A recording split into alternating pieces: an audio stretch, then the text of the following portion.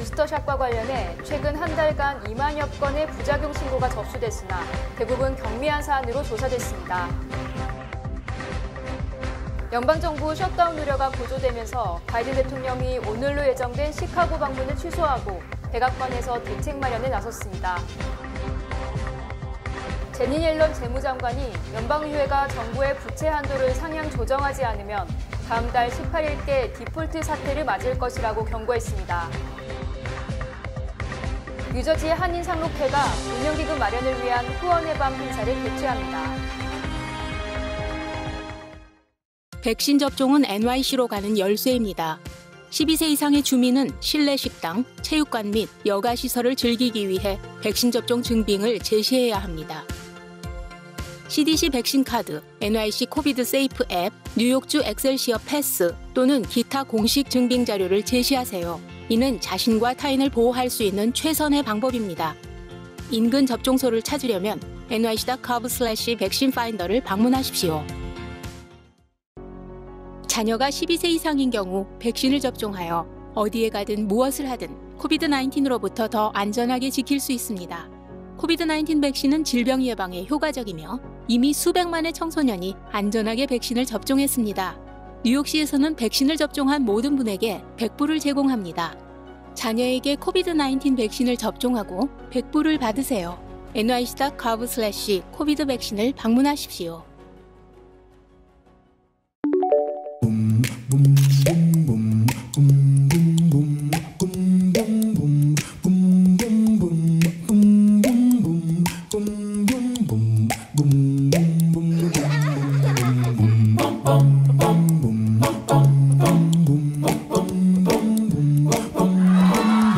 우리타운을 응원해주세요. 우리타운이 다시 웃을 수 있도록 PCB가 함께 만들어가겠습니다. Pacific City Bank. 여러분 안녕하십니까? 수요일 TKC 뉴스데스크 첫 소식입니다. 코로나19 부스터샷과 관련해 최근 한 달간 2만여 건의 부작용 신고가 접수됐으나 대부분 경미한 사안으로 조사됐습니다. 연방질병통제예방센터는 지난달 12일부터 이달 19일까지 부스터샷 접종자 중 자발적으로 이상 반응을 신고한 22,191명을 조사했으나 경미한 사안이었다고 밝혔습니다. 이는 이 기간 중 부스터샷 접종자 221만 명의 약 1%에 불과한 것입니다. CDC는 전체 신고 중 71%는 접종 부위의 통증을, 56%는 피로감을, 43%는 두통을 신고했으며 접종 이후 부작용으로 입원한 사람은 13명에 그쳤다고 설명했습니다. 또 아직 부스터샷 허가를 받지 않은 존슨앤존슨 접종을 받은 사람이 약 200명으로 집계됐고 99%는 화이자 또는 모더나 백신을 받은 것으로 조사됐습니다. 한편 부스터샷 접종자 중 설문에 응한 12,591명 중 국소 반응이 있었다는 비율이 79.4%, 전신 반응이 있었다는 비율이 74.1%로 2차 접종 때 신고 비율과 큰 차이가 없었습니다. 연방정부 셧다운 우려가 고조되면서 바이든 대통령이 오늘로 예정된 시카고 방문을 취소하고 백악관에서 대책 마련에 나섰습니다. 백악관은 바이든 대통령이 오늘 시카고에서 코로나19 백신 접종 정책에 대해 연설하려 했으나 계속 백악관에 머물면서 일자리 창출을 위한 2개 법안 통과에 노력하고 있다고 밝혔습니다. 백악관이 언급한 2개 법안은 연방 상원을 통과하고 하원에 계류 중인 1조 2천억 달러 규모의 인프라 법안과 연방 하원을 통과했으나 상원에서 난항을 겪고 있는 3조 5천억 달러 규모의 사회복지 법안입니다. 특히 이들 법안의 처리와 관련해 민주당과 공화당이 갈등이 심화되면서 국가 부채 한도 상향 조정 법안 역시 하원을 통과했지만 지난 27일 상원에서 부결되면서 교착 상태에 빠진 상황입니다. 바이든 대통령은 2개 법안의 규모를 당초대로 밀어붙이고 있으나 민주당 일각에서는 일부 축소하지 않는 한 의회 통과가 힘들다고 보고 백악관 측과 협상을 계속하고 있는 것으로 알려졌습니다. 제니 옐런 재무장관이 연방의회가 정부의 부채 한도를 상향 조정하지 않으면 다음 달 18일께 디폴트 사태를 맞을 것이라고 경고했습니다. 옐런 장관은 28일 의회 지도자에게 보낸 서한에서 의회가 다음 달 18일까지 부채 한도를 올리거나 유예하지 않는다면 재무부의 자원이 고갈될 가능성이 크다고 주장했습니다. 옐런 장관은 연방상원금융위 청문회에서도 이 문제에 제대로 대응하지 못하면 금융위기와 경기 침체 등 재앙적 결과가 초래될 것이라고 우려했습니다. 현재 연방의회는 지난 2019년 올해 7월 31일까지 부채 상한선 적용을 유보하도록 하는 조치를 승인해 연방정부가 채권을 발행할 수 있도록 한 상태입니다. 하지만 8월 1일부터는 추가로 연방정부가 돈을 빌리지 못하는 상황이 됐고 남아있는 자금은 다음 달 18일 고갈될 것으로 전망됩니다. 한편 연방하원은 지난 21일 부채 한도를 내년 12월 16일까지 유예하는 내용의 법안을 통과시켰으나 연방상원은 지난 27일 이를 부결시킴으로써 디폴트 위기를 막고 있습니다. 뉴저지 한인상록회가 운영기금 마련을 위한 후원의 밤 행사를 개최합니다. 상록회는 28일 레오니아 오버팩파크 입구에 있는 상록회관에서 임원진과 주요 업무 책임자들이 함께 참석한 가운데 기자회견을 열고 오는 10월 28일 오후 7시에 포트리에 있는 더블트리 호텔에서 제11회 후원의 밤 행사를 개최한다고 발표했습니다. 후원의 밤 행사는 뉴저지를 대표하는 한인 시니어 단체를 운영 발전시키기 위한 기금을 마련하기 위한 연례 행사로 각종 문화예술 공연과 함께 개최됩니다. 차영자 회장은 10월에는 본격적으로 활동을 재개할 것이라며 한인 시니어들을 위한 다양한 활동과 사업을 위한 기금 마련을 위한 행사인 만큼 한인 사회의 많은 기업, 사업체, 후원자들의 관심과 지원을 요청했습니다. 미국 식품의약국이 5에서 11세 대상 화이자 코로나19 백신 긴급 사용 승인을 미룰 것이라고 밝혔습니다. 화이자, 바이오엔테크가 자사 코로나19 백신의 5에서 11세 대상 긴급 사용 신청을 미뤘다고 28일 밝혔습니다. 화이자 측은 이달 말까지 FDA에 긴급 사용 승인 신청을 할 계획이었으나 몇 주 안에 신청서를 제출할 것이라고 입장을 바꿨습니다. 화이자 측은 다음 달 중순까지 긴급 사용 승인 신청을 하지 않을 수 있는 것으로 알려졌으며 월스트리트저널은 FDA가 추수감사절 전에 결정을 내리지 못할 가능성이 있다고 보도했습니다. 공중보건 전문가들은 화이자 측이 이번 달 말까지 긴급 사용 승인 신청을 마친다는 것을 전제로 다음 달부터 5에서 11세 대상 백신 접종이 가능할 것이라고 예상했으나 화이자 측이 긴급 사용 신청을 늦추면서 이 같은 전망도 현실화되기 어려워졌습니다. 화이자 측은 5에서 11세 2,268명에게 성인 청소년 기준 투여량의 3분의 1분량을 3주 간격으로 2회 투약한 결과 안전하고 효과적인 면역 반응을 보였다고 발표한 바 있습니다. 또 5에서 11세의 부작용은 청소년에게 일반적으로 나타나는 증상과 비슷하거나 더 적었습니다. 유나이티드 항공이 코로나19 백신을 맞지 않은 직원들을 해고하겠다고 발표했습니다. 대표적인 항공사 유나이티드 항공이 코로나19 백신 접종을 하지 않은 직원 593명을 무더기로 해고시킬 준비에 착수했습니다. 스콧 커비 최고 경영자와 브렛 하트 사장은 직원들에게 보낸 이메일에서 백신 접종을 받지 않기로 결정한 1% 미만의 종업원에 대해서는 유감스럽지만 당사의 방침에 따라 퇴직 절차를 시작하게 될 것이라고 통보했습니다. 앞서 유나이티드 항공은 지난 8월 미국 본사 직원 6만 7천 명을 대상으로 백신 접종을 의무화할 것이라고 알렸으며 지난 27일까지 백신 접종 증명서를 제출하라고 요구했습니다. 이어 이달 초에는 백신 접종 미제출자 해고 방침과 백신 면제 대상자에는 무급 휴직 계획을 밝혔습니다. 다만 해고 대상 직원들이 지금이라도 백신을 맞는다면 일자리를 보전해주겠다는 입장입니다. 관계자에 따르면 접종 거부자 외에도 2,000명이 건강상 또는 종교상의 이유로 접종 면제를 신청했으며 전체 직원의 총 3%가량이 백신 미접종 상태입니다. 한국인 전용 전문직 취업비자 15,000개를 제공하는 파트너 한국법안이 연방의회 제한파 의원들과 주미 한국 대사관에 의해 추진되고 있습니다. 코리아 코커스 공동의장인 민주당의 제리 코넬리 연방 하원 의원과 이수혁 주미 대사는 최근 모임을 갖고 한국인 전용 전문직 취업비자 법안을 조속히 성사시키기 위해 최선을 다하기로 합의했습니다. 만약 이 법이 시행되면 미국에서 이공계를 전공한 한국 유학생 등 고학력, 전문직 인재들이 매 회계연도마다 15,000명씩 전문직 취업비자를 받게 됩니다. 하지만 한국인 전용 전문직 취업비자를 만든다는 구상은 거의 10년 이상 추진됐지만 성사되지 못한 것으로 해마다 한 번씩 의례적으로 장밋빛 환상만 제시한다는 비판을 받고 있습니다. 특히 매년 국정감사를 앞두고 주미 대사관이 이 같은 뉴스를 띄움으로써 면피를 하려 한다는 의혹을 사는 등 그저 연례 행사의 하나로 치부되고 있습니다. 마크 밀리 합참의장이 28일 상원에서 아프간의 미군 일부를 잔류시켜야 한다고 건의했다고 주장해 파문이 일고 있습니다. 마크 밀리 합참의장은 이날 상원 군사위원회에 출석해 아프간 철군 당시의 상황에 대해 실행상 성공했으나 전략적 실패였다고 답했으며 이는 합참의장이 전 국민에게 사실상 실패라고 평가한 셈입니다.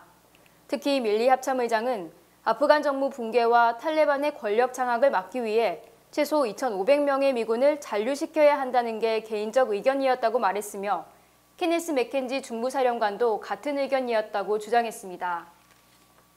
밀리 합참의장은 자신의 미군 병력 잔류 주장이 묵살당했는지 여부에 대해서는 밝히지 않았지만 바이든 대통령은 지난 8월 19일 ABC 방송과의 인터뷰에서 그 누구도 미군 2,500명 잔류 요청을 한 사람이 없었다고 주장한 것과 비교하면 정면으로 배치되는 것입니다. 밀리 합참의장은 잔류 의견이 거부됐는데 왜 사임하지 않았느냐는 질문에 대해 대통령이 의견에 동의해야 하는 것은 아니다. 의견이 채택되지 않았다고 물러나는 건 엄청난 정치적 저항이라고 말했습니다. 이에 대해 백악관 측은 미국이 아프간에 2,500명의 미군을 잔류시켰다면 탈레반과 전쟁이 벌어졌을 것이라며 바이든과 군 참모 간의 이견이 없었다고 해명했습니다. 롱아일랜드 나소 카운티가 2년 연속 전국에서 가장 안전한 카운티로 선정됐으며 한인 밀집 지역 다수가 10위권에 포함됐습니다.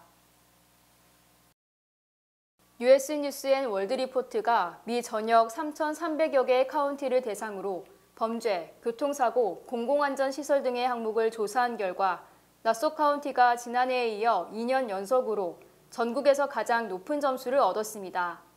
나소 카운티는 공공안전시설 96점, 교통사고 92점, 범죄 80점 등을 기록해 전국 1위에 선정됐으며 치안 및 소방 예산이 1인당 1,148달러로 전국 평균 359달러의 3배에 달했고 인구 10만 명당 폭행 사건 비율도 143.6으로 전국 평균 204.6보다 크게 낮은 것으로 조사됐습니다.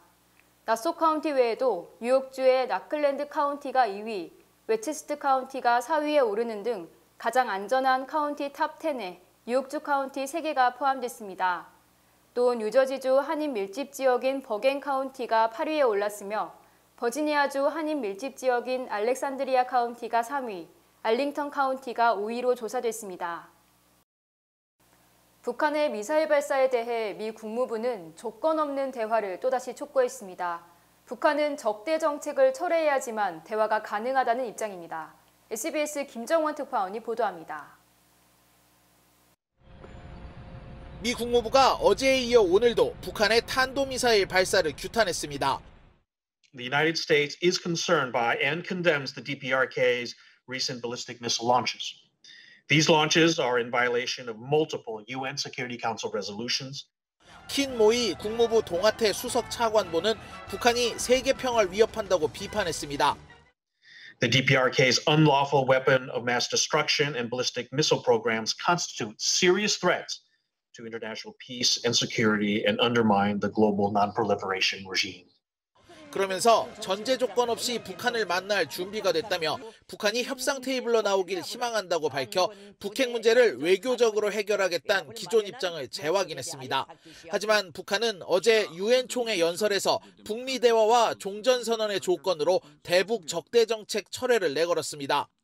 미국이 행동으로 적대시 정책을 처리할 용단을 보여준다면 우리도 언제든지 기꺼이 화답할 준비가 되어 있습니다. 북한은 그러면서 한미 합동 군사훈련과 각종 전략무기 배치의 영구 중단을 촉구했습니다. 조건이 대북 적대 정책 철회 이게 포함된다 이렇게 이해하면 될까요? 그저 우리 연설문대로 이해하면 됩니다. 그게 다 답이 다 담겨져 있는 거예요. 모의 부차관보는 이외에도 비핵화와 무관하게 대북 인도적 지원을 할 뜻을 밝히기도 했습니다. 뉴욕에서 SBS 김종원입니다. 일제 당시 일본 기업들의 징용에 대해 한국 법원은 한국 내 자산을 매각하라는 결정을 내렸습니다. 일본 정부는 강하게 반발했습니다. SBS 유성재 특파원입니다. 대전지방법원이 어제 강제동원 피해자들이 압류한 미쓰비시 중공업의 상표권과 특허권 일부에 대해 매각 명령을 내렸습니다. 피해자 양금덕 할머니와 김성주 할머니의 신청을 받아들인 건데 법원이 일본 기업 자산에 대해 매각 명령을 내린 건 처음입니다. 매각 대상은 미쓰비시 중공업의 한국 내 자산인 상표권과 특허권 각각 2건으로 매각으로 확보할 수 있는 금액은 원고 한 명당 2억 900여만 원으로 알려졌습니다. 하지만 미쓰비시 중공업 측이 즉시 항고하겠다고 밝힌 데다 감정평가와 경매 등 절차가 남아 실제 현금화까지는 상당한 시간이 걸릴 것으로 보입니다. 일본 정부는 강하게 반발하며 어제 우리 정부에 항의한 데 이어 오늘은 주일 한국 대사관 관계자를 외무성으로 불러 유감을 표했습니다. 韓国側が直ちにですね、国際法違反の状態を是正することを含めて、日本側にとって受け入れ可能な解決策を示すよう強く求めていきたい。 우리 외교부는 일본의 일방적인 해결책 요구는 문제 해결에 도움이 되지 않는다며 대화의 필요성을 강조했습니다. 근원적 해법 모색을 위해 일본 측이 성실하게 대화에 응하고 성의 있는 자세를 보여주기를 기대합니다. 일본 언론들은 한국 법원의 첫 매각 명령 결정을 크게 보도하며 경색된 한일 관계가 한층 더 나빠질 것으로 내다봤습니다. 도쿄에서 SBS 유성재입니다. 주요 단신 전해드립니다. 올해 77세인 가톨릭 브루클린 교구장 니콜라스 디마르지오 주교가 바티칸 교황청의 성추행 의혹 무혐의 결정 일주일 만인 29일 주교직을 사퇴했습니다. 캘리포니아주 로스앤젤레스 카운티가 마리화나 합법화 조치에 따라 30년 된 마리화나 중범죄 및 경범죄 전과자 중 5만 8천여 건의 유죄 판결 기록을 삭제하기로 했습니다. 지난 8월 말 성추행 의혹으로 자진 사퇴한 앤드류 쿠오모 전 뉴욕주지사가 사퇴 뒤 처음으로 28일 보트에서 자신의 애견과 함께 찍은 사진을 인스타그램에 올렸습니다. 오바마 전 대통령 기념관인 오바마 센터가 4년여 지연된 끝에 어제 시카고 남부 미시간호 강변에서 기공식을 갖고 본격적인 공사에 돌입했습니다. 매년 5월부터 10월까지만 관광객에게 개방됐던 가버너스 아일랜드가 올해 11월 1일부터 1년 내내 문을 연다고 드블라지오 뉴욕시장이 밝혔습니다. 더 칼리지 오브 뉴저지 소속 학생 5명이 대학 측의 백신 접종 의무화 조치에 반발해 대학을 상대로 소송을 제기했습니다. 연방의회 도서관이 다음 달부터 오는 2024년 9월까지 3년간 도서관이 소장한 모든 북한 잡지를 디지털화해 공개한다고 28일 밝혔습니다. 지난해 전미 도서상을 수상한 시애틀에 거주하는 재미동포 최돈미 시인이 메가더 펠로십 수상자로 선정됐으며 펠로십 제정 이래 재미동포는 김용 전 세계은행 총재에 이어 2번째입니다. 강원도 횡성군 청정지역 농수산물을 원료로 만든 각종 우수 가공식품들을 엄선한 특판전이 뉴저지 한남체인에서 진행 중입니다. 이번 특판전을 통해 고향의 맛을 느낄 수 있으며 또한 특산물을 저렴한 가격에 구입하실 수 있습니다. 강원도의 자랑 황태와 들깨가루, 엿기름, 도라지가루, 메밀묵가루, 아능찐빵, 감자떡, 각종 젓갈류와 다양한 반찬류가 준비되어 있습니다. 특판전은 뉴저지 한남체인에서 10월 4일까지 진행됩니다. 여러분들의 많은 관심 부탁드립니다. 순두부 전문점 소공동 두부마을이 오픈했습니다. 소공동 두부마을의 자랑, 순두부찌개와 순두부 칼국수가 얼큰하게 준비되어 있으며 뜨끈한 돌판 비빔밥과 코리안 비비큐도 여러분들을 찾아갑니다. 여러분들의 많은 성원과 관심 부탁드립니다.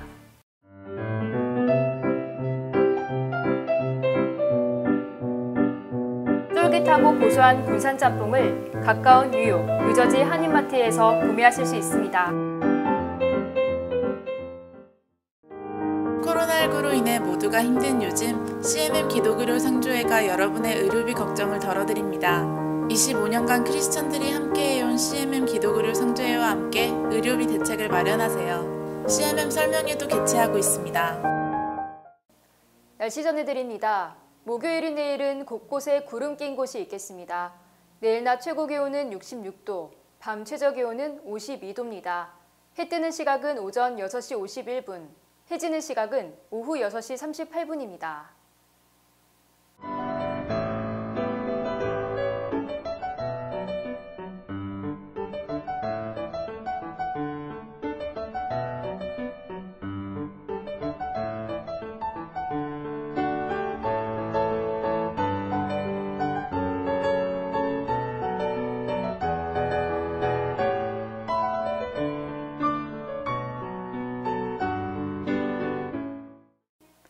수요일 TKC 뉴스데스크 여기서 마치겠습니다.